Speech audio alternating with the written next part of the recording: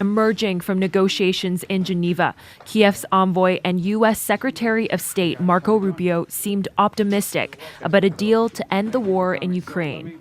Today was the best day we have had in our entire 10 months of working on these issues. Ukraine now getting its input into the 28-point U.S. peace plan that was leaked to the press days ago and raised alarm bells with Kiev and its allies. The proposal included several Ukrainian concessions. Ukraine would cede territory including Luhansk, Donetsk, and more, and limit the size of its armed forces, and not join NATO or allow NATO to station forces on its soil.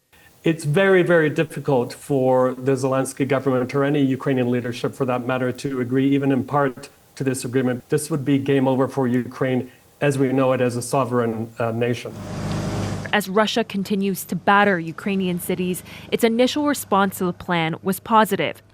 But some U.S. senators claim Rubio told them the plan came from Moscow. According to Secretary Rubio, is not the administration's position. It is essentially the wish list of the Russians. Something Rubio later denied, insisting it was a U.S. proposal. President Donald Trump gave Kiev a deadline of Thursday, later posting, "Ukraine leadership has expressed zero gratitude for our efforts." But after the Geneva talks, the Ukrainian president thanked Trump and said that there are signs the U.S. president is listening to Kiev's concerns. For many living through the war, the peace plan so far inspires more fear than hope. If this plan is adopted, says this woman from Kiev, I'll flee with my children.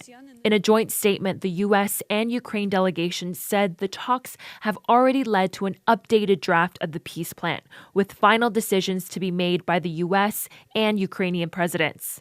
Michelle Song, CBC News, Toronto.